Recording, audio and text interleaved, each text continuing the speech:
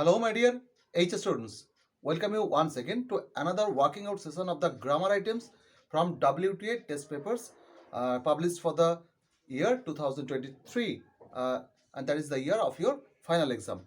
Actually, I have taken the page AC 271 or more particularly 272 for today's session, and as per the customer convention, we would start with the do as directed items. So it's time to have a look at the items first.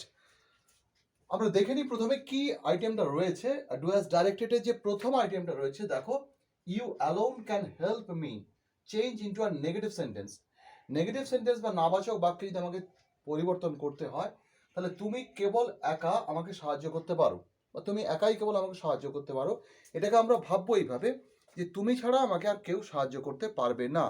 তাহলে তুমি ছাড়া আর অন্য কেউ যদি এটাকে আমরা ভাবি, তাহলে কি ভাববো? None but you, none but you can help me.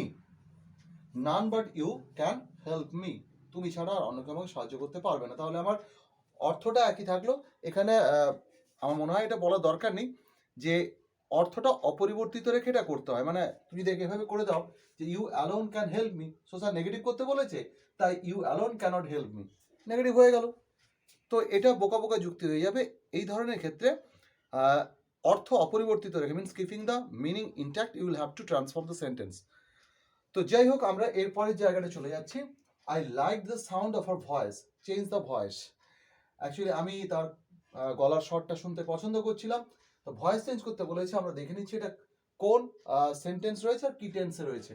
Sentence রয়েছে স্টেটমেন্ট, এবং আই লাইকড তাহলে পাস্ট ইনডেফিনাইট বা সিম্পল পাস্টে রয়েছে। তো সেক্ষেত্রে আমরা অবজেক্টটাকে সাবজেক্টে আনবো, তবে তার আগে খুঁজে নেবো আমরা সাবজেক্ট অবজেক্ট কোনটা। লাইক এটা হচ্ছে ভার্ব, সাবজেক্ট আই, অ্যান্ড এই পুরো অংশটা হচ্ছে অবজেক্ট, এবং এটা একটা noun phrase. So that's why আমরা নাউন ফ্রেজটাকে যেহেতু পেয়েছি, তো সেটাকে আমরা সরাসরি সাবজেক্ট জায়গায় বসিয়ে দেবো। The sound of our voice, আমি এটাকে একটু এদিকে নিয়ে চলে যাই, তাহলে আইটেমটা আমার আরেকটু সুবিধা হবে। আরেকটা আইটেম এখানে ঢুকিয়ে দেওয়ার ক্ষেত্রে আমি এইখান থেকে শুরু করছি। Okay, the sound of our voice, এইবারে আমরা দেখতে পাচ্ছি যে এপাশে চলে যাবে আইটা, ওপাশে মি হয়ে একদম শেষে চলে যাবে। তার আগে বাই বসবে, বাই বা উইথ কিছু একটা আসে, এখানে যেহেতু ব্যক্তি আছে তাই বাই বসবে, এবং লাইকড ভার্বের থার্ড ফর্ম লাইকটি আসবে। শুধু আমাকে দেখে নিতে হবে অক্সিলারি পার্টটা কি আসবে, অর্থাৎ এই যে সাবজেক্টটা বসে গেল। ভয়েস চেঞ্জের ক্ষেত্রে যখন আমরা অ্যাক্টিভ থেকে প্যাসিভে যাচ্ছি, প্যাসিভের ক্ষেত্রে যখন আমরা চেঞ্জ সাবজেক্টটা ইউজ করছি, তারপরে কিন্তু একটা অক্সিলারি ভার্ব আসে, এবং সেটা টেন্স ওয়াইজ বদলে যায়। এটা ফার্স্ট ইনডেফিনাইট রয়েছে, তাই ওয়াজ অথবা ওয়ার কিছু একটা আসবে। তাহলে দাও sound of our voice, definitely এটা সিঙ্গুলার, সো ওয়াজ। মেন ভার্বটা ছিল লাইক, তার থেকে like third form. The sound of our voice was liked by me, আমি এখানে যাচ্ছি না, এখানে শেষ করে দিচ্ছি। Okay, the sound of our voice was liked by me. Item number 3 আমরা যাব। 3 নম্বর আইটেম কি বলছে দেখে নিই একটু। Third item, when they finished eating she got up, যখন তারা খাওয়া শেষ করলো বা তিনি উঠে পড়লেন। তো এই যে বাক্যটা, এটাকে বলছে কি যে make it a simple sentence. Make it a simple sentence করতে গেলে এখানে আমরা দেখতে পাচ্ছি যে সর্বোচ্চ আমাদের গুরুত্ব দিয়ে ভাবতে হবে, বা এইটাকে আমাকে এক্সিকিউট করতে হবে। বাক্যের মধ্যে একটাই ফাইনাইট ভার্ব থাকবে। তো এখানে যখন আমরা অরিজিনাল বাক্যটা পেয়েছিলাম কি, ফিনিশড একটা ভার্ব ছিল, গট একটা ভার্ব ছিল, দুটো ফাইনাইট ভার্ব, তাহলে এটা কমপ্লেক্সে ছিল, এটা আমাকে রাখা যাবে না, আমাকে করতে হবে তাহলে খাওয়া শেষ করে। তাহলে আমরা কি এইভাবে ভাবো যে ফিনিশিং ইটিং, খাওয়া শেষ করে, এটা ভাববো, নাকি হ্যাভিং ফিনিশড এটা ভাববো? ফিনিশিং ইটিং যদি ভাবি অথবা হ্যাভিং ফিনিশ যাই ভাবি না কেন, সেখানে দেয়ার কথা ঢুকাতে হবে। তো finishing their eating she got up, এটা হতে পারে। আবার যদি ভাবাই কি যে হ্যাভ দিয়ে করবো, হ্যাভটা এখানে দরকার নেই, কারণ এটা পারফেক্টিভ ফর্মে নেই। পারফেক্টিভ যদি আমরা আসপেক্ট পেতাম তাহলে হয়তো ভাবতাম। তাহলে আমরা এটাকেই করতে পারি যে finishing their eating, okay, she got up, ব্যাস। তাহলে আমার এই ব্যাপারটা মিটে গেল। পরেরটা বলছে item number 4, she said I did not know anyone else was here, change the mode of narration. তো ন্যারেশনের ক্ষেত্রে আমি সবসময় বলি তোমাদেরকে যে প্রথমেই তোমরা চোখটা দেবে উইদিন দ্য ইনভার্টেড কমা বা কোটেশনের মধ্যে যেটা রয়েছে সেই পোর্শনটা, I did not know anyone else was here.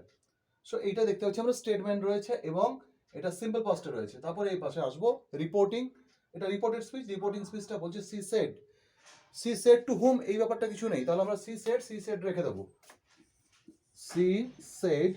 আর যেহেতু এটা স্টেটমেন্ট রয়েছে তাহলে কমা উঠে গিয়ে দ্যাট বসবে, এই যে কমাটা এটা উঠে যাবে, দ্যাট বসবে। এবারে ভাবতে হবে এখানে যদি নাউন থাকতো আমাদের কোনো চিন্তা থাকতো না, যেহেতু প্রোনাউন আছে, প্রোনাউনটা কাকে বোঝাচ্ছে? সে বললো আমি জানতাম না, তাহলে আমিটা হচ্ছে সে, তাহলে ওইটাকে আমরা চেঞ্জ করবো, C said that C did not know, এটা রয়েছে সিম্পল পাস্ট, আবার এখানে রয়েছে পাস্ট টেন্স, তাহলে এই পাস্ট টেন্সের প্রভাবে এই যে সেগমেন্টটা ভার্বাল গ্রুপটা রয়েছে তার রূপ তো বদলাবেই ডেফিনেটলি, তবে তার আগে বদলাবে টেন্স। এখানে রয়েছে সিম্পল পাস্ট, এটা বদলে যাবে পাস্ট পারফেক্টে। তো she said that she had not known anyone else was there, হেয়ারটা দেয়ার হয়ে যাবে, anyone else was there। তাহলে আমার ফাইনাল আনসার দাঁড়ালো she said that she had not known anyone else was there. এরপরে যেটা রয়েছে 5 নম্বর আইটেম, 5 নম্বর আইটেমটা বলছে যে oxen meadows are mine, you understand. Actually নাটকের সাপেক্ষে যা এখানে বোঝাচ্ছিল এটা জাস্ট হুমকি দেওয়ার ব্যাপার বা জোরালোভাবে কোনো একটা জিনিস কি বল বুলিং অ্যাটিটিউড নিয়ে বলা হচ্ছিল যে অক্সেন মেডোজ আমার বোঝা গেছে, কিন্তু এখানে বলছি জয়েন ইন্টু কমপ্লেক্স সেন্টেন্স, তাহলে আমাকে ওই প্রেক্ষাপটটাকে একটু মাথা থেকে বের করে দিলে জয়েন করাটা সুবিধা হবে। তখন আমাকে কমপ্লেক্স করতে গেলে একটা প্রিন্সিপালকে জানতে হবে, এক বা একাধিক সাবঅর্ডিনেটকে জানতে হবে। তাহলে আমি এইভাবে ভাবি, you understand that oxen meadows are mine, এটাকে আমরা ভাবতে পারি যে কি ভাববো, যে you understand that oxen meadows are mine, oxen meadows are mine. Okay, তো এটা মোটামুটি হলো, ঠিক আছে, কিন্তু ওই সেন্সটা হয়তো পুরোপুরি হলো, তুমি বুঝতে পারছো যে অক্সেন মেডোজটা আমার, আমরা এইটুকু ভাবলেই মোটামুটি হয়ে যাবে। এইবারে এটাকে বলছে I feel convinced, strong roots থেকে তোমাদের দিয়েছে, বুঝতে পারছো, that there exist us divine power. তো এক্স্যাক্টলি এইখানে বলছে এটাকে রিরাইট করতে হবে এবং use the noun form of exist. তাহলে আমাকে ভাবতে হবে এক্সিস্টের নাউন ফর্ম হচ্ছে এক্সিস্ট্যান্স, তো এক্সিস্ট্যান্সকে ইউজ করে আমাকে জিনিসটাকে হ্যান্ডেল করতে হবে। তাহলে যদি আমরা এভাবে ভাবি, I feel convince that there was the existence of a divine power, তাহলে ঠিক আছে, তাহলে এইটাকে আমরা ভাববো। ঠিক আছে, 6 number item. Okay, I feel convinced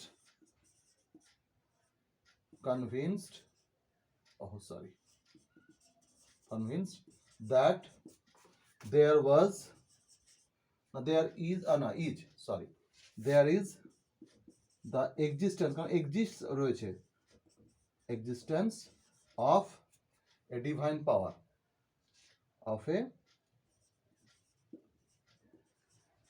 divine power, fine। তাহলে কি দাঁড়ালো, I feel convinced that there is the existence of a divine power। তাহলে এক্সিস্ট কথাটা আমরা নাউন ফর্ম ইউজ করলাম। এরপর যেটা রয়েছে fill in the blanks with articles and prepositions. Actually তোমাদের যে অরিজিনাল টেস্ট পেপারটা রয়েছে সেখানে কিন্তু মাত্র 3টে আইটেম দেওয়া ছিল, কিন্তু আমি ওটাকে 6টা করেছি এবং ইউজুয়ালি এই প্যাটার্নটাতেই থাকে, তো সেই জন্য আমি কতগুলো ব্ল্যাঙ্ক বাড়িয়ে দিয়েছি। তো having taken leave dash the wounded man, এটা টেক্সটের সঙ্গে যদি পরিচিতি না থাকে ম্যাক্সিমাম ক্ষেত্রে তোমরা ফ্রম করবে, অর্থাৎ আহত ব্যক্তির কাছ থেকে বিদায় নিয়ে, কিন্তু থেকে সেন্সে আসবে, ইউসেজটা কিন্তু ওখানে রয়েছে having taken leave of the wounded man, টেক্সটে এটাই রয়েছে, এটাই ফিল ইন করতে হবে তোমাদেরকে। The tsar went out into the forge, বারান্দায় তিনি গেলেন, okay, into the forge, and looked around for the hermit, হারমিটকে খুঁজলেন, বিফোর গোয়িং অ্যাওয়ে, চলে যাওয়ার আগে he wished once more to beg an answer to the questions he had put. তো এগুলো অ্যাকচুয়ালি টেক্সটের সঙ্গে ফ্যামিলিয়ারিটি থাকাটা খুব জরুরি। টেক্সটের সঙ্গে যদি কানেকশন না থাকে তাহলে কিন্তু এগুলো করা খুব চাপ আছে। That's why first and foremost of all টেক্সটটা খুব ভালো করে তোমাদের পড়ে নিতে হবে এবং একদম line by line word for word পড়বে। লাস্ট যেটা রয়েছে তোমাদের, the jar turned around and saw a bearded man come to run out of the wood. Jar ফিরলেন, ঘুরলেন এবং দেখলেন একজন দাড়িওয়ালা লোককে জঙ্গল থেকে বেরিয়ে আসতে।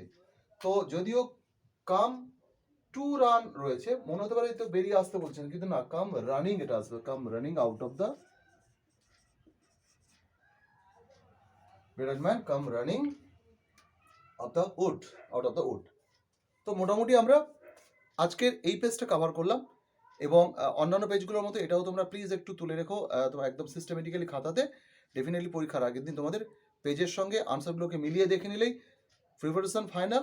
সো এইটুকু বলে আজকের এই ক্লাসটা শেষ করব।